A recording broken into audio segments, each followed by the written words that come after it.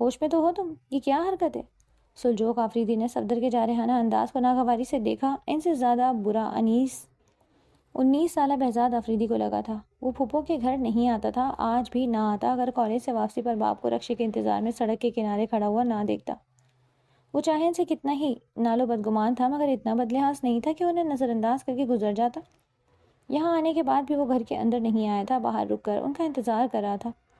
اسے ایک جگہ ٹیوشن پڑھانے بھی جانا تھا۔ وقت زیادہ ہونے کے خیال سے وہ سلجوق آفریدی کو بلانے آیا۔ لان میں کھڑے یوجر اس نے اطراف میں دیکھا، کوئی ملازم نہیں تھا، جیسے کہہ کر سلجوق آفریدی کو اندر سے بلاتا۔ یار کیا مصیبت ہے، اس نے گھنے پاکٹ میں انگلیاں پھنسائیں۔ یہ کیا حال کیا ہے میرے کپڑوں کا؟ درشت آواز اس کی سماعتوں سے ٹکرائی تھی۔ کھلی بھائی استری گرم تھی تو۔ معصوم سی ڈری سمی آواز کسی بچی کی ہو سکتی تھی، وہ جانتا تھا بے ساختہ وہ چند قدم آگے بڑھا۔ صفدر کمرے کی کھڑکی کھلی ہوئی تھی، وہ بآسانی دیکھ سکتا تھا۔ صفدر نے کسی بے دردی سے اس بچی کی نازک سے رخسار پر بھاری ہاتھ کا تھپڑ رسید کیا اور پھر اس پر ہی بس نہیں کیا تھا، وہ تیزی سے اندر کی طرف بڑھا۔ صفدر کی تنی گردن اور اس کے ایک معصوم بچی پر اٹھنے والے ہاتھ کو وہ اس کے تن سے جدا کر دینے کی خواہش رکھتا تھا، مگر ایسا ممکن نہیں تھا۔ اس نے کچھ سوچے سمجھے بغیر آگے بڑھ کر صفدر کو لاتوں گھوسوں اور مکوں پر رکھ لیا۔ یاور خان اسے چھڑانے کے لیے بڑھے مگر وہ کہاں ہوش میں تھے۔ غصے سے اس کے دماغ کی شریانیں پھٹنے لگی تھی۔ اس نے یہ بھی دیکھا تھا کہ صفدر نے اس گلابی کانچ کی نازک گڑیا کو دھکا دیا۔ اس کے لیے یہ بے رحمی ناقابل برداشت تھی۔ وہ اپنی بہنوں سے اونچی آواز میں بات نہیں کرتا تھا۔ کوئی بھائی اپنی بہن کو اس طرح زد و کوب کیسے کر سکتا ہے؟ اس کے لیے یہ منظر ناقابل یقینی نہیں، نہایت ہی تکلیف دہ بھی تھا۔ اسے صفدر کے رویے نے اشتعال دلایا۔ چھوڑو اسے پاگل لڑکے۔ یاور خان بھی بیٹے کو بچانے میں ناکام تھے۔ سلجوق آفریدی کی مداخلت بھی بیکار گئی۔ بہزاد چھوڑ دو اسے، مر جائے گا یہ۔ یاسمین اپنے بیٹے کو خود سے لپٹائے چیخ کر بولی تھی، اسے کہیں معافی مانگے یہ عزیز سے۔ وہ صفدر کا گلا دبانے کے در پہ تھا۔ اس کا پاگل پن دیکھ کر یاور خان نے اپنی رائفل دیوار پر سے اتار کر اس پر تان لی۔ اگر تم نے اسے نہیں چھوڑا تو جان سے جاؤ گے۔ ان کی دھمکی پر اس نے کان ہی کہاں دھرا۔ معافی مانگو تو نہیں۔ اس نے گردن پر دباؤ بڑھایا۔ صفدر کی آنکھیں ابل کر باہر آ گئیں۔ اس نے جھٹپٹانا شروع کر دیا۔ بہزاد نے گرفت ڈھیلی چھوڑ دی۔ صفدر بری طرح کھانسنے لگا۔ معاف کر دو مجھے۔ کھانسی کے دوران ہی اس نے صفدر کی گردن پر ایک بار پھر ہلکا سا دباؤ بڑھایا تھا کہ وہ جھٹپٹا کر بول اٹھا، مجھ سے نہیں، اپنی بہن سے معافی مانگو۔ اس نے کھڑے ہوتے ہوئے ایک لاش صفدر کی پسلیوں پر رسید کی۔ یاور خان کی رائفل سے اسی وقت گولی نکلی۔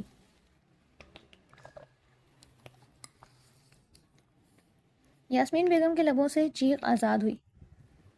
گھر کے باقی افراد بھی گولی کی آواز سن کر بوکھلا گئے تھے۔ بہزاد کے بازو سے بہتا خون دیکھ کر زیست بے ہوش ہو گئی، مگر جس کے بازو میں گولی لگی تھی اس کے سر پر کوئی جنون سوار تھا۔ درد کا تاثر تو درکنار، اس نے لبوں سے آہ تک نہ نکالی۔ بازو سے بہتا خون زمین پر پڑے صفدر کے چہرے پر گرا تھا۔ بہزاد نے ایک زوردار لات صفدر کے منہ پر رسید کی تھی۔ یاور خان اس کی ہمت پر دنگ تھے۔ وہ نہ رائفل سے ڈرا تھا اور نہ ہی گولی لگنے سے رکا۔ بہزاد ایسا کرو، بس ختم کرو یہ جھگڑا۔ اور تم یاور خان، تم نے حد پار کی ہے، میرے بیٹے پر گولی چلا کر۔ سلجوق آفریدی بیٹے کے بازو سے نکلتا خون دیکھ کر تڑپ اٹھے تھے۔ یہ میرا معاملہ ہے، اسے میں ہینڈل کر لوں گا۔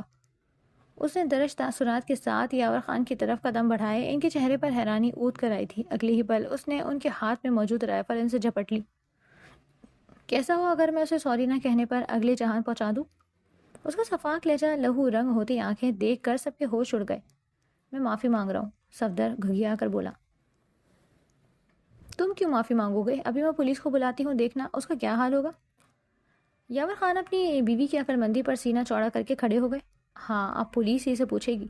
سلجوق آفریدی اور یاسمین فکر مند سے اسے دیکھنے لگے تھے۔ بہزاد تمہارے بازو سے خون نکل رہا ہے، یاسمین کانپتی آواز میں بولی تھی، مگر اس نے توجہ نہیں دی۔ اب پولیس آئے گی، اس کے بعد ہی میں یہاں سے جاؤں گا، وہ دانت پر دانت جما کر بولا تھا۔ پولیس کو 5 منٹ لگے تھے پہنچنے میں۔ بہت اچھا ہوا ایس ایچ او صاحب، آپ تشریف لے آئے۔ یہ لوگ میرے گھر میں آ کر ہنگامہ کر رہے ہیں اور اس لڑکے نے میرے بیٹے کو مار مار کر اس کی یہ حالت کر دی۔ یاور خان ایس ایچ او اعجاز کو دیکھ کر بولے، کیوں بھائی، کیا معاملہ ہے؟ پولیس آفیسر سختی سے مستفسر ہوئے۔ معاملہ کیا ہونا ہے؟ اس کی یہ حالت میں نے کی ہے، اسے بہن بیٹی سے بات کرنے کی تمیز سکھا رہا تھا۔ وہ رائفل پھینک کر آگے بڑھا۔ یہ دیکھ رہے ہیں آپ اس بچی کی کلائی پر نشان؟ اسے گرم استری سے جلایا گیا ہے اور اس کے چہرے پر اس کے بھاری ہاتھ کی انگلیاں چھپی ہوئی ہیں۔ کیا یہ بچی اس کے اس تشدد کی متحمل ہو سکتی ہے؟ آپ کی اپنی بیٹی بھی اس عمر کی ہے، آپ بتائیں کیا بچوں کے ساتھ یہ سلوک درست ہے؟ سبھی حیران تھے، کسی نے اس کے ہاتھ کی طرف نہیں دیکھا تھا۔ وہ پنجوں کے بل یاسمین کے قریب بیٹھا تھا۔ ہوش میں آنے کے بعد بھی ماں کی گود میں منہ چھپا کر بیٹھی سہمی بچی کا ہاتھ پکڑ کر اس نے سب کو متوجہ کیا۔ یہ کیوں جلائے گا؟ اس نے خود ہی جلا لیا ہوگا، زرینہ چمک کر بولی۔ میں نے خود دیکھا ہے، اس کمرے کی کھلی کھڑکی دیکھ رہے ہیں، میں باہر ہی تھا اور اندر ہونے والی ساری کارروائی دیکھی ہے میں نے، وہ تلخ و تند لہجے میں بولا تھا۔ جھوٹ بول رہا ہے یہ لڑکا، میرے بیٹے کو جانوروں کی طرح مارا ہے اس نے۔ زرینہ نے فوراً نفی کی۔ اس پر یاور خان اور زرینہ کی خوخار نگاہیں جمیں۔ جانور کو جانوروں کی طرح ہی سیدھا کیا جاتا ہے اعجاز بھائی، آپ پلیز اس نوابزادے کی ٹھیک سے مرہم پٹی کروا دیں۔ اس نے اطمینان سے ایس ایچ او کو مخاطب کیا تھا، اور یہ تمہارے بازو سے جو خون نکل رہا ہے؟ ایس ایچ او نے تشویش زدہ لہجے میں پوچھا۔ اس کے کالج یونیفارم کی سفید شرٹ سرخ ہو رہی تھی۔ اونچے لمبے قد کاٹ کے سیاہ آنکھوں والے گورے چٹے لڑکے نے ایکسرسائز اور باکسنگ کے ذریعے اپنے جسم کو قابل رشک اور مضبوط بنا لیا تھا۔ وہ جہاں جاتا تھا نمایاں ہی نظر آتا تھا۔ وہ تھا بھی مضبوط اعصاب کا مالک، اس وقت بھی چہرے پر درد و تکلیف و شائبہ تک نہیں تھا، البتہ اس کے چہرے پر غیظ و غضب کی چھاپ ضرور تھی۔ چلو تو پھر باپ بیٹے دونوں جائیں گے؟ ہرگز نہیں، صرف صفدر خان۔ پولیس آفیسر کی بات سن کر یاور خان سے پہلے وہ بول اٹھا، اوکے فی الحال تو ہم تمہارے بیٹے کو اریسٹ کر رہے ہیں۔ ایس ایچ او اعجاز کی بات سن کر یاور خان بھڑک گئے۔ کس جرم میں؟ گھریلو تشدد کرنے کے جرم میں؟ یاور خان، گرفتار تو ہم تمہیں بھی کر سکتے ہیں، تم نے بچے کو گولی کا نشانہ بنایا، یہ میرے چھوٹے بھائیوں جیسا ہے، مگر یہ نہیں چاہتا تو ہم کیا کر سکتے ہیں؟ چلو اٹھاؤ اس نام نہاد مرد کو اور گاڑی میں ڈالو۔ ایس ایچ او اعجاز اصول پسند پولیس آفیسر تھا۔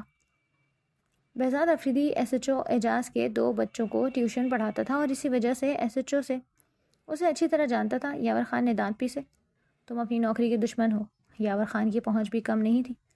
نہیں، تم جیسے کرپٹ لوگوں کے دشمن ہیں۔ بہرحال اپنے بیٹے کو کچھ گھنٹوں بعد آ کر لے جانا۔ یاسمین صورتحال بگڑتی دیکھ کر گھبرا گئی۔ بہزاد اب ختم کرو یہ سب، اپنے گھر جاؤ، ہمیں کوئی شکایت نہیں کرنی۔ شوہر کے تیور دیکھ کر وہ خائف تھیں۔ ٹھیک ہے میں چلا جاؤں گا اگر صفدر نے اپنی بہن سے معافی مانگ لی۔ اور پھر صفدر نے معافی مانگ کر اس کے غیظ و غضب سے نجات حاصل کی تھی۔ اس 9 سال کی بچی کو بالکل اندازہ نہیں تھا کہ اس کے بھائی صفدر سے معافی منگوانے کے لیے اس اصول کے پکے سر پھرے لڑکے نے اپنا کتنا گاڑھا خون بہایا۔ بہزاد آفریدی کے ایک لفظ سوری نے اسے کیا کچھ یاد دلا دیا تھا۔ وہ ششدر رہ گئی تھی۔ بہزاد آفریدی معافی مانگ رہا تھا۔ وہ شخص جس نے کسی انسان کے سامنے اپنی انا کو جھکانا سیکھا ہی نہیں تھا، آج ایک کامنی سی لڑکی کے سامنے اپنی غلطی کو تسلیم کرتے ہوئے کس قدر بلند و قامت ہو گیا تھا، شاید اسے خود بھی اندازہ نہیں تھا۔ اس شخص کو حیران کرنے کی عادت تھی۔ وہ انجان تھا، اس کا ناتواں دل اس ایک لفظی معذرت اور وضاحت پر بھی بند ہو سکتا۔ وہ ابھی بھی یقینی سے اسے بھوری آنکھیں کھولے دیکھ رہی تھی۔ بہزاد نے اس کی کانچ جیسی شفاف آنکھوں سے اپنی جگر کرتی سیاہ بھورا آنکھوں کو باندھ لیا تھا۔ نظر چڑانا دشوار تھا اور ہاتھ چھڑانا ناممکن۔ میں نے کبھی تمہیں بے صاحبہ نہیں کرنا چاہا، بے شک میں تمہیں پسند نہیں کرتا تھا، بلکہ بات تمہاری نہیں تمہارے خاندان کی تھی۔ مجھے یاور خان اور تمہارے ستیلے بھائی پسند نہیں تھے۔ پھپھو کے ساتھ تمہارے باپ کا سلوک مجھے اچھی طرح یاد ہے۔ مجھے عورت کا احترام نہ کرنے والے مرد کبھی اچھے نہیں لگے۔ یاور خان تو پھر ہر لحاظ سے ناپسند ہے مجھے۔ غلطی مجھ سے بھی سرزد ہوئی ہے۔ اپنے والد اور تمہارے والد کے نقش و قدم پر چلتے ہوئے تمہیں نظر انداز کرتا رہا، اس کے باوجود طلاق کے متعلق بھی نہیں سوچا۔ یہ شاید سوچا بھی ہو، مگر یہ کبھی ممکن نہیں تھا۔ ہوتا تو ہم دونوں آج ایک ساتھ موجود نہ ہوتے، اور رہی بات میری وجہ سے اس حال کو پہنچنے کی، تو یہ مزید نہیں ہوگا۔ اس کی یقین دہانی زیز کے لیے مزدجہ فضا تھی۔ یہ نرم لہجت اور توجہ اس کے لیے نئی اور انوکھی خوشی کا باعث تھی۔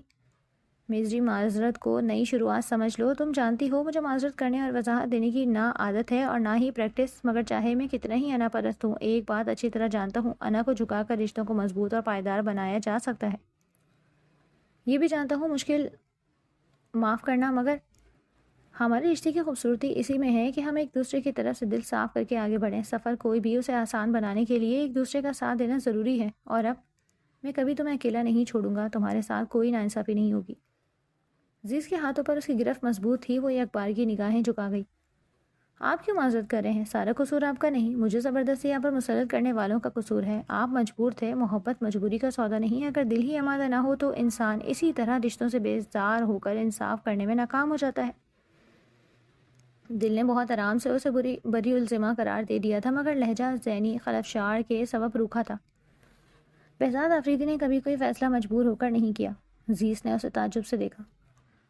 آپ انکار کرتے رہے؟ زیس نے یاد دلایا۔ اقرار بھی کیا۔ تمہارا یہاں ہونا میرے اقرار کے سبب ہے۔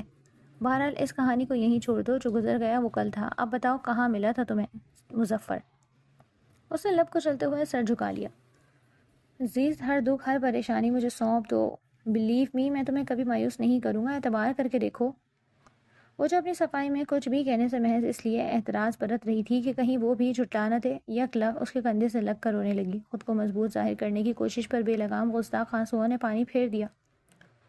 جس ذہنی اذیت سے میں گزری ہوں، میرے اعصاب بالکل مخدوش ہو چکے ہیں۔ کسی کو مجھ پر یقین نہیں، سب سمجھتے ہیں کہ میرا شوہر مجھ سے بیزار ہے تو میری کردار کشی کرنا آسان ہے۔ میری طرفداری کرنے کوئی نہیں آئے گا۔ آج نہیں، انہوں نے بہت بار مجھے تنگ کیا۔ آج بھی کالج سے واپسی پر وہ راستے میں ملے، میں نے ان کے ساتھ گاڑی میں بیٹھنے سے منع کر دیا، مگر پتہ نہیں کس نے اس وقت میری تصویریں بنا لی۔ شاید ان دونوں نے۔ ہاں، یہ وہی ہو سکتے ہیں۔ وہ لوگ مظفر بھائی کے دوست ہیں اور بہت غلط باتیں کر رہے تھے۔ یہ بھی یقیناً ان کا ہی کام ہوگا، مگر بلیو می میرا اس سے کوئی تعلق نہیں۔ بہزاد، ڈائیورس دے کر مجھے بے یار و مددگار مت چھوڑیے گا۔ میں کبھی گھر سے باہر نہیں جاؤں گی، پھر کبھی آپ کو شکایت کا موقع بھی نہیں دوں گی۔ آنسوؤں کی مسلسل ہوتی برسات نہیں تھمی تھی۔ بہزاد کو ہی اس کے بالوں کو سہلاتے ہوئے اس کے رونے کی شغل میں مداخلت کرنی پڑی۔ مجھے تم سے کوئی شکایت ہے بھی نہیں، میں کہہ چکا ہوں، غلطی میری ہی ہے۔ یہ سوچ کر تو میں اگنور کرتا رہا کہ میرے والد صاحب کو احساس ہوگا اپنی غلطیوں کا، مگر وہ تو آج بھی ویسے ہی ہیں، شکی، بے رحم، بے حس۔ اس نے سر جھٹکا تھا۔ حیرت زدہ تو وہ اس وقت رہ گیا تھا جب اس نے ان تصاویر کو دیکھنے کے بعد اپنے والد کو کال کی۔ وہ چاہتا تھا کہ وہ مظفر سے باز پرس کریں، مگر پہلے موقع ہی اپنے غلط فیصلے کا اعتراف کر کے انہوں نے صاف کہہ دیا تھا کہ وہ اس عزیز کو ساتھ رکھنے کے لیے مجبور نہیں کریں گے، اور یہ کہ وہ اپنی کم عمری کی وجہ سے شاید مظفر میں انوالو ہو گئی ہے۔ ہر فیصلے کا اختیار انہوں نے بہزاد کو دے دیا تھا، اور وہ تو بس گنگ تھا، کچھ کہنے کے قابل نہیں رہا۔ اس نے اپنی ماں کی ہر بات سنی۔ رائنا کی وہ ضد تھی کہ وہ فوراً اس جیسی کردار باختہ لڑکی کو طلاق دے۔ اس نے واپس آنے میں دیر نہیں لگائی۔ بارش کے باعث اس کی فلائٹ تاخیر کا شکار ہو رہی تھی۔ وہ پرائیویٹ جیٹ سے آیا، مگر اتنی سی دیر میں وہ خود اپنا محاسبہ کر کے خود سے نظر ملانے کے قابل نہیں رہا۔ وہ اپنے سوتیلے بھائیوں کی فطرت سے واقف تھا، پھر بھی اس لڑکی کو وہاں بے یار و مددگار چھوڑ کر اپنی دنیا میں مگن تھا۔ گزشتہ 3.5 ماہ میں روز اس پر کوئی نئی فرد جرم عائد ہوتی تھی۔ وہ پہلے بھی یہی سب جھیل رہی تھی جب وہ اپنے باپ کی سرپرستی میں تھی، اور اب جب شوہر اس کا سرپرست تھا تو بھی اس کی زندگی ویسی ہی تکلیف دہ تھی۔ بہزاد کا دل اس لڑکی کی برداشت پر حیران تھا۔ اچھا بس کرو، جاؤ جا کر یہ کپڑے چینج کرو، ابھی بھی نم ہے، میں کچھ کھانے کے لیے لاتا ہوں۔ اس کا نارمل انداز زیز کی عقل و فہم سے بالا تر تھا۔ آپ طلاق نہیں دیں گے مجھے؟ وہ حیران تھی۔ بہزاد جبڑے بھیج گیا، یہ سوال اسے تکلیف دے رہا تھا۔ نہیں، کبھی نہیں، ایسا سوچنا بھی مت۔ اس کی پوری کھلی آنکھوں میں نظر آتی حیرانی کو دیکھ کر بہزاد کا دل لرزا۔ عورت کے معاملے میں خدا سے ڈرو۔ اسے آخری نبی الزمہ آقائے دو جہاں حضرت محمد مصطفیٰ صلی اللہ علیہ وآلہ وسلم کا فرمان عالی شان یاد آیا۔ آپ صلی اللہ علیہ وآلہ وسلم نے آخری خطبے میں یہی فرمایا تھا، اور وہ اس لڑکی کے لیے بالکل بھی منصف ثابت نہیں ہوا تھا۔ اس نے بے ساختہ اسے کندھے سے لگایا۔ زیز کی بری کانچ آنکھیں اس وقت بالکل کسی چھوٹے بچے کی شفاف معصوم بے ریا آنکھوں کی طرح حیرانی لیے مزید پھیل گئیں۔ کبھی نہیں، ایسا سوچنا بھی مت، میں تمہیں کبھی نہیں چھوڑوں گا۔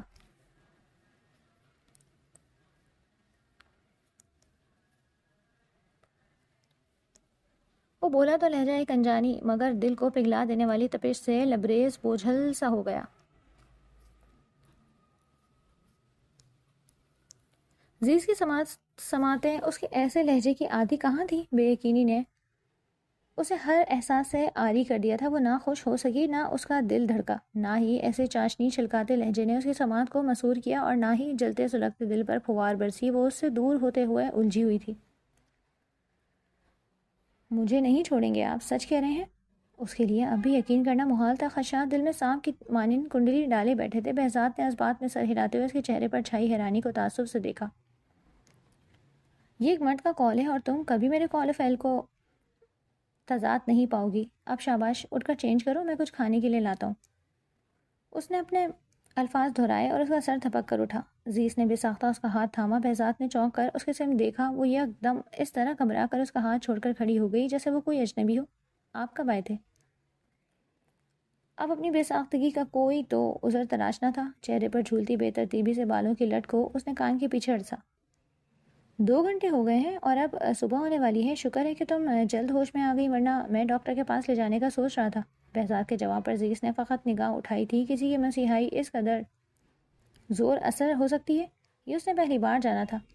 عزیز اس کے خاموش ہونے پر وارڈروب کی طرف بڑھ گئی تھی. بہزاد نے اس کی پشت پر بل کھاتی سنہری بالوں کی دراز چوٹی دیکھا. وہ خود سے بے نیاز کس قدر معصوم تھی, یہ بہزاد اب جا کے اشکار ہوا. وہ سب کچھ جنہیں تکلیف دینے کے لیے کرتا رہا تھا, آج انہوں نے جب اسے چھوڑ دینے کی اجازت دی تو اس کا دل بالکل خالی ہو گیا تھا. کیوں؟ وہ اس سوال کا جواب جانتا تھا. عزیز نے اپنی بے حد شفاف گلابی رنگت سے مشابہ ایک گلابی رنگ کا لباس نکال کر پلٹتے ہوئے اس کی سمت دیکھا. اسے اپنی جانب متوجہ دیکھ کر وہ معتجب ہوئی. کیا ہوا؟ جھجک کر استفسار کیا. تمہیں ٹیمپریچر ہو رہا ہے, اس لیے شاور مت لینا, بس چینج کر لینا. وہ اس کے نرم لہجے اور پروا پر غش کھاتے کھاتے رہ گئی تھی. عزیز نے اس پر سے نظر ہٹا کر جانے میں ہی عافیت سمجھی. وہ تو چند لمحوں میں عمر بھر کی اذیتوں کا مداوع کر دینے پر کمر بستہ تھا. ایسا مائل و کرم تھا کہ درد و غم بھولنے لگے تھے. بہزاد کے دل میں ملال کے بادل چھا گئے. وہ اس کے خلاف شکایتیں سننے کا عادی ہو گیا تھا, چاہے پھر الماس کی زبانی اس کے خلاف گوہر افشانی ہوتی یا رائنا زہر اگلتی. بہزاد کے لیے ان دونوں کو روکنا مشکل نہیں تھا, مگر پہلے ہی موقع پر اس نے ایسا نہ کر کے ان دونوں خواتین کو عزیز پر حاوی کر دیا. اس وقت اپنی خاموشی کے بدترین نتائج سے وہ آگاہ نہیں تھا. رائنا اس کے نزدیک تعلیم یافتہ اور سلجھی ہوئی شخصیت کی حامل تھی اور اسے امید تھی وہ اپنے کام سے کام رکھے گی, مگر ایسا نہیں ہوا. رائنا حد درجہ حاسد اور کینہ پرور عورت ثابت ہوئی تھی. اسے عزیز ایک پل کے لیے نہیں بھولتی تھی. ہر وقت وہ اس کے خلاف زہر اگلتی رہتی تھی, اور یہی وہ تیرا الماس بیگم کا بھی تھا. الماس بیگم نے اسے کال کر کے بتایا تھا عزیز گھر نہیں پہنچی. اسے اس لڑکی کی لا تعلقی ہمیشہ کی طرح کھلی تھی. کالج جانا شروع کر دیا تھا اور اسے اجازت لینا تو درکنار, اس بات تک کرنا گوارا نہیں کیا. اس کے پاس موبائل نہیں ہے کیا؟ یہ سوال کرنا اسے بھی عجیب لگا تھا. وہ اس کی ضروریات کا خیال رکھنا تو درکنار, ان سے آگاہ تک نہیں تھا. مجھے کیا پتا ہوگا, ایسی لڑکیاں موبائل کے بغیر کہاں رہتی ہیں, مگر بھائی ہم سے کبھی جاسوسی نہیں ہوئی کہ وہ موبائل کہاں چھپا کر رکھتی ہے اور کس سے بات کرتی ہے. بہزاد نے لب بھیج کر ان کی بات سنی تھی. یعنی اس کے پاس موبائل نہیں تھا. ہو سکتا ہے کسی وجہ سے تاخیر ہو گئی ہو, اسے آ جائے گی. آپ ویٹ کریں, خدا کے لیے اس کے گھر یا باقی خاندان میں ڈھنڈورا پیٹنے کی ضرورت نہیں. صاحب کا تجربے کے پیش نظر اس نے تاکید کی. مجھے کیا ضرورت ہے, لیکن اگر وہ گھر نہیں پہنچی تو میں بھی کوئی بھرم نہیں رکھوں گی. الماس بیگم اس کے خلاف وہاں ذرائی پر ڈٹی ہوئی تھی. وہ آ جائے گی, بہزاد نے وثوق سے کہا. اور پھر کچھ ہی دیر میں اس کے گھر پہنچنے کی اطلاع کے ساتھ اس کی ماں نے کیا کچھ نہ کہا تھا. رابطہ منقطع کرتے ہی اسے وہ تصویریں بھیج دی تھیں جو مظفر نے انہیں ارسال کی تھی. وہ تصویریں دیکھتے ہی بہزاد کا خون کھول اٹھا. یہ سب کیا ہے, آپ مظفر کو لگام کیوں نہیں ڈالتے؟ اس نے باپ کے نمبر پر کال کر کے برہمی سے پوچھا. ناکام ہو گیا ہوں, میں اسے سمجھانے میں پچھتا رہا ہوں کہ تمہاری شادی عزیز سے کیوں کرائی. میری طرف سے تم پر کوئی دباؤ نہیں ہے, تم چاہو تو اسے چھوڑ دو. وہ کم عمر اور ناسمجھ ہے, اسے اچھے برے کی پہچان نہیں, بس اس لیے اس سے غلطی سرزد ہو گئی. اس نے بے یقینی سے انہیں سنا تھا. غلطی تو سرزد ہوئی ہے, مگر مجھ سے؟ اس نے سخت لہجے میں کہہ کر رابطہ منقطع کر دیا تھا. دوسری کال اس نے مدثر کو کر کے سارے معاملات کی چھان بین کروانے کی ہدایت کی تھی. مظفر اور اس کے دوستوں سے کچھ بھی اگلوانا مشکل نہیں تھا. پولیس نے انہیں لڑکی کو تنگ کرتے ہوئے دیکھ کر روکا. معاملہ وہیں کھڑے کھڑے چند ہزار پر ہی نبٹ گیا تھا. پولیس کی مداخلت کی وجہ سے وہ ان کے ہاتھ سے نکل گئی تھی. مظفر اور اس کے دوستوں نے خلاصی پاتے ہی تصاویر الماس بیگم کو واٹس ایپ پر بھیج دی. مظفر کچھ دیر ہی عزیز کی تباہی کا سوچ کر خوش ہو سکا. کچھ ہی دیر میں مدثر کے بھتیجے بھیجے گئے گنڈے نما گارڈز اس کے دوست کے فلیٹ پر پہنچ گئے تھے. مظفر کے دوست کے فلیٹ پر اب بھی وہ لوگ بہزاد کے منتظر تھے, مگر بہزاد کا ابھی وہاں جانے کا ارادہ نہیں تھا. اسے پتا تھا اس کے گارڈز مظفر سمیت اس کے دوستوں کے خاطر مدارت پر بہت اچھی طرح کر رہے ہوں گے. وہ برستی بارش میں خطرہ مول لے کر پرائیویٹ جیٹ سے کراچی سے پشاور پہنچا تھا. اسے یقین تھا اس کی ماں نے عزیز کو سکون کی سانس لینے نہیں دی ہوگی. گھر میں قدم رکھتے ہی اس کی جان آنکھوں میں سمائی تھی. وہ کھلے آسمان تلے برستی بارش میں بے یار و مددگار ایک طرف کو بے سود پڑی تھی. اسے لان میں چھوڑ کر جانے کے بعد گھر کا اندرونی دروازہ الماس بیگم نے ملازمہ سے مقفل کرا دیا تھا کہ وہ اندر قدم بھی نہ رکھ سکے۔ بہزاد کی بے حسی بلکہ ایسا ظلم دیکھ کر ششدر تھا۔ اس کی ماں اس قدر بے رحم بھی ہو سکتی ہے؟ اسے یقین نہیں آ رہا تھا۔ عزیز کی طرف سرحد سے بڑھتے ہوئے اسے نمبر ملا کر موبائل فون کان سے لگایا تھا۔ دوسری طرف پہلی بیل پر ہی کال ریسیو ہو گئی تھی۔ دروازہ کھلوائیں۔ اس کی آواز بے حس کھردری تھی۔ سلجوق آفریدی اس کے اتنی جلدی آ جانے پر حیران ہوئے تھے۔ عزیز کی بارش میں بھیگتے سرد وجود کو بازوؤں میں اٹھا کر وہ دروازہ کھولتے ہی اندر لے آیا۔ سلجوق آفریدی شرمندہ تھے، جبکہ الماس بیگم اسے دیکھ کر آنکھ بگولا ہو گئی۔ تم اسے کیوں لائے ہو؟ مرنے دیتے باہر؟ وہ بے ہوش تھی۔ گلابی رنگت خطرناک حد تک سفید ہو رہی تھی، مگر الماس بیگم کو اس کی حالت نہیں، بہزاد کی وارفتگی نظر آ رہی تھی، اس کا پاگل پن نظر آ رہا تھا۔ میں نے کہا تھا اسے اس کے حال پر چھوڑ دیں، جو پوچھنا ہوگا میں خود پوچھ لوں گا، لیکن آپ نے میری بات نہیں سنی۔ آپ دیکھ رہی ہیں اس کی حالت، یہ کوئی لاوارث لڑکی نہیں ہے، بیوی ہے میری، اور ایسا سلوک تو کسی لاوارث کے ساتھ بھی نہیں کیا جاتا۔ اس کی آواز بلند ہو گئی، مگر عزیز ہنوز بے سود تھی۔ تم نے اسے طلاق ہی دینی ہے تو پھر یہ واویلا کیوں کر رہے ہو؟ وہ تنک کر بولی۔ کس نے کہہ دیا ہے آپ سے میں اسے طلاق دوں گا؟ ایسا سوچیے گا بھی مت۔ وہ وہاں پر جتاتی نگاہ ڈال کر اسے کمرے میں لے آیا۔ اسے بیڈ پر لٹا کر اس پر کمفرٹر ڈالنے کے بعد وہ کتنی ہی دیر اپنے رویے کو سوچ کر متاسف ہوا۔ اپنے نصف سے ایسی غفلت بہزاد آفریدی، تم اتنے لاپرواہ کیسے ہو سکتے ہو؟ اب تک وہ اسی طرح خود سے الجھ رہا تھا۔ بہت خوب، اب تم اسی خاطر مدارت بھی کرو گے؟ وہ لڑکی اس قابل ہے کہ تم اسے اس طرح عزت دو، مقام دو؟ الماس بیگم کو نیند نہیں آئی تھی، وہ ہال کمرے میں بیٹھی ہوئی پیچ و تاب کھا رہی تھی۔ بہزاد انہیں دیکھ کر رکے بغیر کچن میں آ گیا تھا، مگر اب وہ کچن کے دروازے پر کھڑی ہوئی تھی۔ وہ ہاتھوں میں ٹرے اٹھائے کچن سے نکل رہا تھا۔ ان کے رویے پر وہ متاسف تھا۔ مقام اور عزت اس کا ہے، اور میں وہی عزت اسے دے رہا ہوں جو بہزاد آفریدی کی بیوی کی حیثیت سے اسے ملنی چاہیے۔ اس نے تحمل سے جواب دیا۔ اچھا، اس طرح اس کے ناز نخرے اٹھا کر اسے عزت دو گے؟ تم نے کبھی پانی کا گلاس بھی خود سے آ کر نہیں بھرا، کچن میں قدم رکھا تو اس کردار باختہ لڑکی کے لیے اس قابل نہیں ہے وہ کہ اسے ملکہ بنا کر تخت پر بٹھا دیا جائے۔ وہ اس لایانی بحث سے بیزار ہو چکا تھا۔ امی، مجبوری ہے، اسے مسلسل بارش میں بھیگتے رہنے کی وجہ سے ٹیمپریچر ہو گیا ہے، اور اپنی بیوی کے لیے اس وقت میں کسی اور کو تکلیف نہیں دے سکتا۔ وہ زچ آ گیا تھا، مگر لہجہ معتدل تھا۔ اٹھاؤ اس کے نخرے، چڑھاؤ اسے سر پر، دیکھنا کیسے رنگ دکھائے گی وہ تمہیں۔ وہ بیٹے کی عادت سے واقف تھی۔ وہ بے رحم تھا، نہ ہی بے حس۔ حق تلفی کرنا اسے پسند نہیں تھا، اور جس قدر سنگ دلی کا مظاہرہ وہ نوائے عزیز یاور خان کے لیے کر سکتا تھا کر چکا۔ اب جو دل موم ہوا تھا تو عزیز کے دل و روح پر لگے سارے زخموں کی مسیحائی کا ارادہ کر لیا تھا۔ الماس بیگم دوسری بار اس گھر سے نکلنے میں بری طرح ناکام ہوئی تھی۔ وہ غصے میں عزیز کو برا بھلا کہتی وہاں سے چلی گئی۔ بہزاد سر جھٹک کر رہ گیا۔ وہ ماں تھی، ہزار اختلافات کے باوجود وہ ان کے احترام میں کمی نہیں کر سکتا تھا۔ بہزاد آفریدی، میں کوئی خواب دیکھ رہی تھی یا یہ آپ ہی تھے؟ وہ لباس تبدیل کر کے واپس آئی تو کمرہ خالی تھا۔ اسے اب بھی سردی محسوس ہو رہی تھی۔ سر میں بھی رونے کی وجہ سے درد ہونے لگا تھا، لیکن سوچے اسی کے گرد گھوم رہی تھی۔ اس نے بیڈ پر بیٹھ کر اپنے گرد کمفرٹر لپیٹ لیا۔ دھیان کے دھاگے اسے بندھے تھے۔ یقین نہیں آ رہا تھا، وہ خفا نہیں ہوا تھا۔ اس کی ہر بات پر یقین بھی کر لیا تھا، نہ کوئی تفتیش کی، نہ ہی تعارض برتا۔ وہ دروازہ کھول کر اندر آیا تو عزیز کی حیرانی دو چند ہو گئی۔ وہ کمفرٹر ہٹا کر اپنی جگہ سے اٹھنے لگی۔ بیٹھی رہو آرام سے۔ بہزاد نے اس کے چہرے پر گھبراہٹ کے آثار دیکھ لیے تھے۔ آپ کیوں لے کر آئے کھانا؟ مجھے کہہ دیتے، میں لے آتی۔ اس کے گھر میں یہ رواج نہیں تھا، مرد اٹھ کر پانی تک خود نہیں پیتے تھے۔ یہاں بھی یہ دستور تھا، آج خلاف معمول کام ہوا تھا۔ اس نے خفیف سی شرمندگی کے ساتھ استفسار کیا۔ اب تو میں لے آیا ہوں، اس لیے چپ رہو۔ بہزاد نے کمفرٹر ایک طرف کر کے ٹرے رکھی۔ اس کی ضرورت نہیں تھی، مجھے بھوک بھی نہیں ہے۔ وہ اس کے سابقہ رویے بلکہ نظر اندازی کے سبب اس سے بدگمان تھی۔ اب اس کا بدلا ہوا رویہ دیکھ کر شش و پنج کا شکار ہو رہی تھی کہ کس طرح کا رد عمل ظاہر کرے۔ یقیناً تم نے دن بھر کچھ نہیں کھایا ہوگا، اور میں نے بھی نہیں کھایا۔ اب تکلف چھوڑو اور کھانا کھاؤ۔ نرم سے لہجے میں کہتے ہوئے اس نے پہلا نوالا عزیز کی طرف بڑھایا۔ اس نے بھوری آنکھوں میں حیرانی کے لیے اسے دیکھا۔ اب منہ کھولنے میں بھی جھجک مانے تھی۔ میں کھا لوں گی، وہ منمنائی، مگر بہزاد نے ہاتھ پیچھے نہیں کیا۔ اسے چاروں نچار اس کا بنایا ہوا نوالا کھانا پڑا۔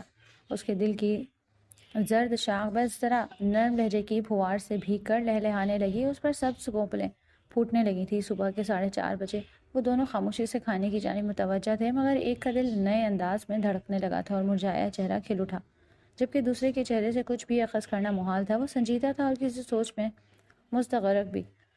دونوں نے برائے نام ہی کھانا کھایا۔ وہ برتن اٹھا کر لے جانے لگی تھی۔ رہنے دو، آرام کرو تم، بہزاد کے حکم پر وہ رک گئی اور خاموشی برتن میز پر رکھ کر اپنی جگہ پر بیٹھ گئی۔ بہزاد اٹھ کر دور صوفے پر جا بیٹھا۔ کیا آپ جائیں گے نہیں؟ وہ سگریٹ کیس سے سگریٹ نکالتے ہوئے چونکا۔ کہاں؟ اس نے بے خیالی میں استفسار کیا۔ اپنے گھر۔ وہ اب تک سنبھل چکی تھی۔ سرخ مترم آنکھیں کچھ دیر پہلے کی گریہ زاری سے اب بھی بوجھل تھیں۔ خمار پلکیں نم آلود سی محسوس ہو رہی تھیں۔ دھلا دھلایا چہرہ چاندنی کی طرح دمک رہا تھا۔ یہ بھی میرا ہی گھر ہے۔ وہ اس یاد دہانی کو کوئی طعنہ سمجھا۔ ہاں مگر رائنا، وہ کچھ کہتی مگر بہزاد نے بات قطع کر دی۔ او کم آن عزیز، میں تمہیں بتا چکا ہوں پہلے بھی، میں اپنی مرضی کا مالک ہوں۔ رائنا بھی میری بیوی ہے اور تم بھی۔ وہ ایک دم ہی رائنا کی برابری پر آ گئی۔ انہیں پتہ ہے کہ آپ یہاں ہیں؟ وہ بے ضرر سے سوال کرتی بہزاد کو غصہ دلانے لگی۔ نہیں، میں نے بتانا ضروری نہیں سمجھا، مگر یہ بات چھپانے والی بھی نہیں۔ ویسے بھی میں اپنے معاملات میں کسی سے اجازت لینے یا کسی کو بتانے کا پابند نہیں۔ یہ بات ذہن نشی کر لو۔ وہ اس کے تیور دیکھ کر خائف سی ہو کر خاموش ہو گئی۔ کچھ دیر پہلے کیسی نرمی سے بات کر رہا تھا اور اب اچانک لہجہ خشک ہو گیا۔ وہ نہیں جانتی تھی کہ وہ الماس بیگم کے رویے سے خائف تھا۔ وہ عزیز کے چپ ہو جانے پر اسے پرسوچ نظروں سے دیکھنے لگا، جبکہ وہ ایک بار پھر خود کو اس کی نظروں میں ارزاں جان کر نظر جھکائے دانتوں تلے لب کچلنے لگی۔ دل میں قطرہ قطرہ گرم سیال گرتا رہا جو آنکھوں کے راستے نہ نکلی۔ وہ آنسو دل کو تیزاب کی طرح جلاتے۔ اس کا دل بھی بے یقینی کا شکار ہو کر سلجھنے لگا تھا۔ رویہ بدلنے والا ارادہ بھی بدل سکتا ہے، کون جانے بہزاد آفریدی۔ آپ بغیر بتائے اٹھ کر چلے جائیں اور پھر پلٹ کر خبر تک نہ لیں۔ آپ کسی اجازت کے محتاج نہیں اور مجھ سے محبت و درکنار آپ کو میری ضرورت تک نہیں۔ اس کے دل سے دھواں نکل رہا تھا مگر لبوں پر شکایت نہیں تھی۔ بہزاد حیران ہوتا۔ وہ اپنی عمر کی لڑکیوں کی طرح شوخ نہیں تھی، بلکہ اس سے زیادہ تو رائنا بچپنے کا مظاہرہ کرتی۔ ایسی بردباری اور سنجیدگی رائنا کی شخصیت میں ناپید تھی۔ وہ اس لڑکی کے سلجھے ہوئے رویے پر چونک اٹھتا تھا۔ وہ کوئی عام لڑکی نہیں تھی۔ شکل و صورت، انداز و اطوار، ہر لحاظ سے اس کی شخصیت ممتاز اور پرکشش تھی۔ بہزاد آفریدی اس سے برتے جانے والے رویے پر پشیمان تھا، اپنے رویے کا مداوع کرنا چاہتا تھا اور عزیز اس سے زیادہ کچھ اور سوچ نہیں سکتی تھی۔ شاید اس کے لیے یہی بہت تھا کہ وہ اسے طلاق نہیں دے رہا۔ اس کے لیے آسمان کی وسط حد نگاہ سے زیادہ نہ تھی۔ اس سے زیادہ دیکھنے کی وہ عادی تھی بھی نہیں۔ اس نے اپنی ماں کو سمجھوتے کرتے دیکھا تھا، خاموشی سے دل کو مار کر انچاہی ہونے کا دکھ جھیلتے ہوئے۔ سوتن کو برداشت کرنے کے ساتھ ہر الزام کو سہا تھا۔ اگر وہ یہ سب برداشت کر رہی تھی تو یہ اس کی ماں کی تربیت تھی۔ اپنی شخصیت کو مسخ کر کے، اپنے دل پر پاؤں رکھ کر، اپنی خواہشات کی قبر بنا کر ایک دعویدار لڑکی کی طرح گھر بسانے کی کوشش کرنا اس کا فرض تھا۔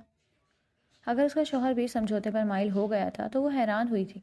اس نے اپنے باپ کو کبھی نرم پڑتے نہیں دیکھا، نہ ہی انہوں نے کبھی اس کی ماں سے اپنے رویے کی معذرت کی تھی، نہ انہیں اپنے ساتھ کا یقین دلایا تھا۔ اگر بہزاد آفریدی اپنی مرضی کا مالک ہے تو اس کا باپ بھی تو اپنی مرضی کا مالک تھا۔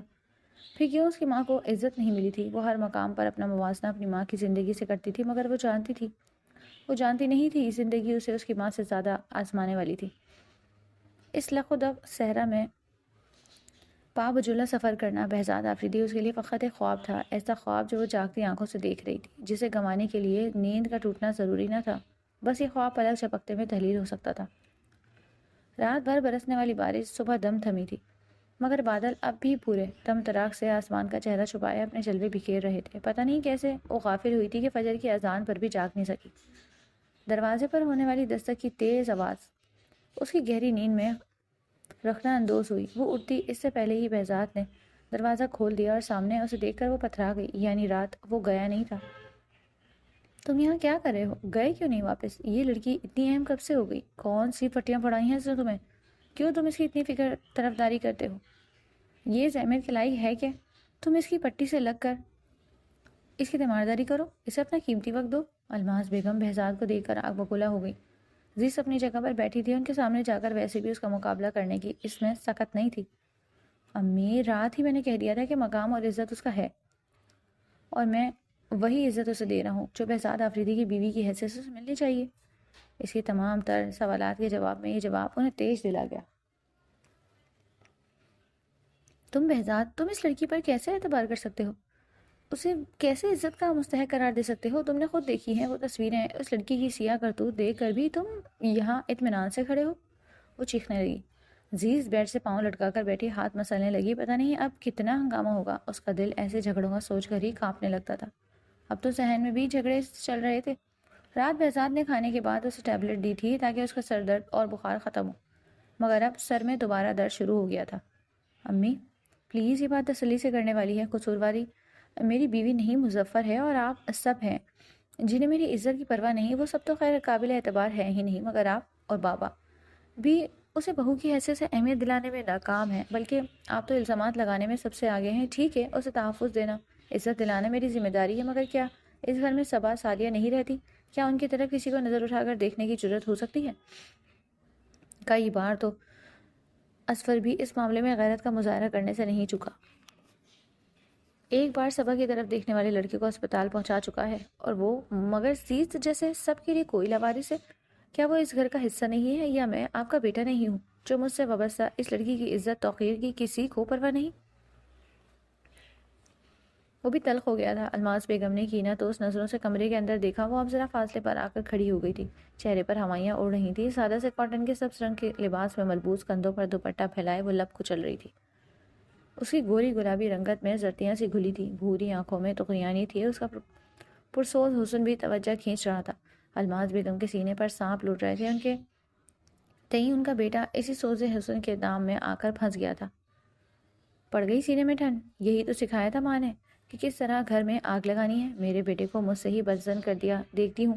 کب تک تمہیں اس کی معصومیت پر اعتبار رہے گا؟ جس دن اپنی آنکھوں سے دیکھو گے اس دن یقین آئے گا تمہیں کہ یہ لڑکی کتنی تیز اور فتنہ پرور ہے۔ وہ تن فن کرتی چلی گئی تھی۔ بہزاد گہری سانس لے کر پلٹا تو وہ بس رونے کو تیار تھی۔ آنسو خمدار ریشمی پلکوں پر اٹک کر ستاروں کی طرح چمک رہے تھے۔ رونے کی ضرورت نہیں، میں امی سے آج ہی بات کر کے یہ مسئلہ حل کرتا ہوں۔ اس نے ہاتھ بڑھا کر جیسے کسی کہکشاں سے ستارے چن لیے تھے۔ اس کی پلکوں کی نمی بہزاد کی انگلیوں کی پوروں پر سمٹ گئی۔ کیسے حل کریں گے؟ دل اب بھی اندیشوں کے بھنور میں ڈول رہا تھا۔ یہ میرا درد سر ہے، تم فریش ہو جاؤ، پھر ناشتے کے لیے نیچے چلتے ہیں۔ وہ گھبرا کر نفی میں سر ہلا گئی۔ میں یہیں ٹھیک ہوں، آپ تنہا چلے جائیں۔ مومانی نے مجھے دیکھا تو وہ پھر خفا ہوں گی، بلکہ آپ کو اپنے گھر جانا چاہیے، ورنہ اس دن کی طرح آ کر ہنگامہ کرے گی۔ اس نے سادگی سے کہا۔ سب کی فکر ہے، شوہر کی نہیں۔ وہ خفا ہے، وہ ناراض ہے، مجھے بھی برا لگ رہا ہے تمہارا یوں خوف زدہ ہونا، اور جب معاملات تمہارے ہاتھ میں ہیں ہی نہیں تو ڈر و خوف کیسا؟ ہر چیز ہینڈل کرنا میری ذمہ داری ہے، میں خود سب کو جواب دے دوں گا۔ تم مجھے مت سکھاؤ کہ مجھے یہاں آنا چاہیے یا نہیں۔ وہ جلدی برا مان جاتا تھا، اسے اپنے فیصلوں پر سوال کرنا قطعی پسند نہیں تھا۔ عزیز کا چہرہ اس کے دو ٹوک الفاظ پر سرخ ہو گیا۔ بہزاد کو بھی اپنے لہجے کی سختی کا احساس اس کا چہرہ دیکھ کر ہوا۔ Aziz you know what, I feel sorry, میں نہیں چاہتا تھا کہ تمہیں ہرٹ کروں، میری وجہ سے یہ سب ہوا اور میں اب اس کا مداوع کرنا چاہتا ہوں۔ اس نے نرمی سے عزیز کے ہاتھ تھامے۔ آپ کو مجھ پر کیسے اعتبار آیا؟ میرا مطلب ہے وہ تصویریں دیکھ کر بھی آپ میری طرف دار ہیں۔ سب تو یہی سمجھ رہے ہیں کہ میں ظفر بھائی کے ساتھ گھومنے گئی تھی۔ تصویریں دیکھ کر مجھے بھی شرمندگی محسوس ہو رہی ہے، میں کسی کے سامنے نظر اٹھانے کے قابل نہیں رہی۔ وہ مدھم آواز میں بولی۔ میں نے پہلے بھی کبھی بے اعتباری کا مظاہرہ نہیں کیا، اور جب تم نے کوئی غلط نہیں کیا تو شرمندگی کیسی؟ میں نے رات بھی تمہیں اتنا سمجھایا ہے، مگر تم ہو کہ خاموش ہو کر خاموشی کو مسائل کا حل سمجھتی ہو۔ ایک بار پہلے بھی تمہاری اسی خاموشی نے غصہ دلایا تھا مجھے۔ اپنے حق کے لیے بولنا سیکھو اور اپنے کردار پر کوئی حرف نہ آنے دو۔ اس نے کبھی بہزاد کے متعلق کوئی مثبت بات نہیں سوچی تھی، اب اس کا نرم رویہ اسے زیر بار کر رہا تھا۔ اس نے اپنے ہاتھ آہستگی سے بہزاد کی گرفت سے نکالنے چاہے۔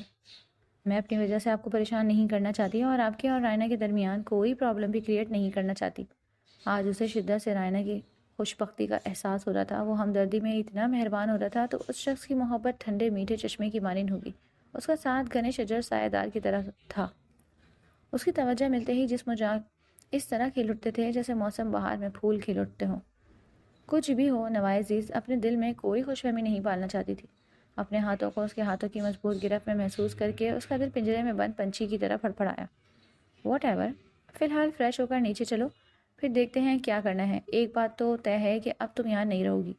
وہ اس کے اٹل انداز پر ٹھٹکی۔ پھر کہاں؟ کیا رائنا کے گھر میں؟ میں وہاں قطعی نہیں رہوں گی، اس کے کمرے میں رہ ہی رہی ہوں، یہی بات بہت ہے، وہ اندازہ لگا کر سرد سے بولی۔ بہزاد نے اس کے انکار پر اسے زبردست گھوری سے نوازا۔ یہ تمہارا کمرہ ہے اور یہاں تمہارا آنا طے ہے۔ انتہائی قطعی لہجے میں فقط ایک جملہ کہہ کر اس نے انکار کی ساری راہیں مسدود کر دیں، اور صرف اس ایک جملے نے اسے معتبر کر کے استحقاق کے احساس سے روشناس بھی کرا دیا۔ البتہ دل پر چرکا بھی لگا تھا۔ اگر اس کا آنا طے تھا تو پھر اس سے پہلے رائنا کیوں چلی آئی تھی؟ اوکے جاؤ اور 2 منٹ میں فریش ہو کر آؤ۔ اس کے ہاتھ چھوڑ کر نرمی سے حکم دیتا، مرتا کیا نہ کرتا کہ مصداق۔ وہ الماس بیگم کے سامنے جانے کے لیے خود کو آمادہ کرتے ہوئے واش روم کی طرف چلی گئی۔ وہ اب بھی پریشان تھی، پہلے سب کی بے اعتباری بے موت مار رہی تھی، اور اب اس کی ہمدردی بھی جان لیوا ٹھہری، جبکہ وہ تو ایسا تھا جیسے ہمیشہ سے اس کا طرفدار ہو، اور اسے کسی کی پرواہ تھی بھی کب؟ وہ اپنی مرضی کا مالک تھا، عزیز کی مرضی اسی ظاہر کے تابع تھی، اس کا کہا حرف آخر تھا۔ ناشتے کی میز پر بہزاد آفریدی نے عزیز کو ساتھ لے جانے کی بات کر کے سب کو حیران کر دیا تھا۔ الماس کا غصہ آسمان کو چھونے لگا۔ وہ اس لڑکی کو بہزاد آفریدی کے برابر بیٹھا دیکھ کر مشکل سے برداشت کر رہی تھی۔ یہ تو کبھی نہ برداشت کرتی کہ عزیز ایک پرسکون زندگی گزار رہی ہے۔ سلجوق آفریدی کے چہرے پر بھی پہلے حیرانی اونت کر آئی، پھر اطمینان۔ عزیز کو میں ساتھ لے جا رہا ہوں۔